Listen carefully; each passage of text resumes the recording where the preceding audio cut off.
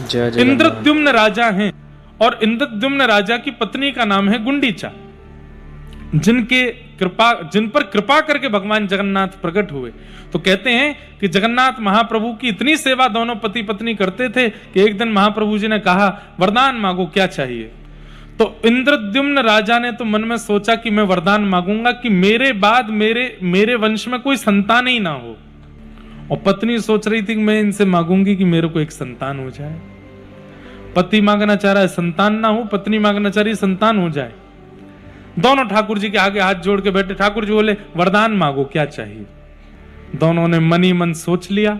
इंद्रद्युम्न बोले, मेरे कोई संतान ना हो। क्यों? क्योंकि मैं ये नहीं चाहता कि आगे चलकर के नाथ मेरी संतति आपकी सेवा ना करे, क्योंकि ये होगा, मैं इतना वैभव देकर के जाऊंगा, कहीं ना कहीं मेरे संतानों में ये भावना आ जाएगी और वो आपकी सेवा नहीं करेंगे तो मुझे बहुत कष्ट होगा, पीड़ा होगी कि मेरे संतान आपकी सेवा नहीं कर रहे। इसलिए मैं अपने तक ही सेवा रखना चाहता हूं। और पत्नी चाहती थी कि एक संतान हो ताकि इनकी सेवा आगे तक चले। जब दोनों के मन को ठाकुर जी ने देखा तो ठाकुर जी हंसने लगे। बोले, ये क्या है? इंद्रद्युम्न राजा बोले, क्या हो गया नाथ? बोले, तुम दोनों विपरीत सोच रहे हो मन में। इंद्रद्युम्न राजा ने गुंडीचा को देखा, तुम क्या सोच रही हो? बोले, तुम क्या सोच रहे हो?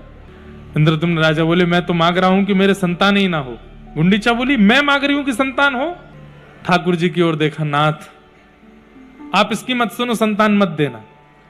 गुंडीचा बोली, इनको क्या पता है, मैं आपसे कह रही हूं नाथ, एक संतान होनी चाहिए हमको। भगवान बोले, भैया देखो, रुको, लड़ो नहीं, तुम दोनों की भावना पूरी हो ये संभव नहीं।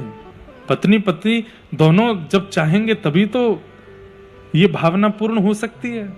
इंद्रद्युम्न बोले, नहीं मुझे तो ये चाहिए नहीं। गुंडीचा बोली, मेरी भी ज्यादा यही चाहिए। तब ठाकुर जी बोले, अब तो एक ही काम होगा। बोले, क्या? दोनों की इच्छा पूरी करने का एक ही उपाय है। बोले, क्या? आपको चाहिए संतान ना हो, आपको चाहिए संतान हो, तो एक काम करते हैं। बोले, क्या? अब मैं ही आपकी संतान हूं, मैं ही आपका लाला हूं, मैं ही आपका पुत्र हूं, मुझे ही पुत्र रूप में स्वीकार करो। गुंडीचा प्रसन्न तो हो गई, लेकिन भावुक हृदय से बोली, नाथ आप मेरे पुत्र तो बन गए, पर पुत्र तो सदा गोद में रहता है, पुत्र तो घर में रहता है, आप तो मंदिर में बैठे हो। ठाकुर जी बोले, भैया अब थोड़ा मैंने आपके लिए किया, अब थोड़ा आप मेरे लिए करो कि 365 दिन में से 15 दिन घटा करके बाकी दिन तो मैं मंदिर में रहूंगा, लेकिन साल के 15 दिन के लिए मैं रथ में बैठ करके गुंडीचा आऊंगा और वहां आकर के जैसा एक बालक का व्यवहार स्वभाव होता है वो सब निर्वहन करूंगा। अपनी मैया के पास आऊंगा, मैया की गोद में बैठूंगा, वहां मैं परमात्मा ना बन करके आपका लाला बन करके आपके साथ रहूंगा। इसलिए ठाकुर जी की रथ यात्रा होती है। और महाप्रभु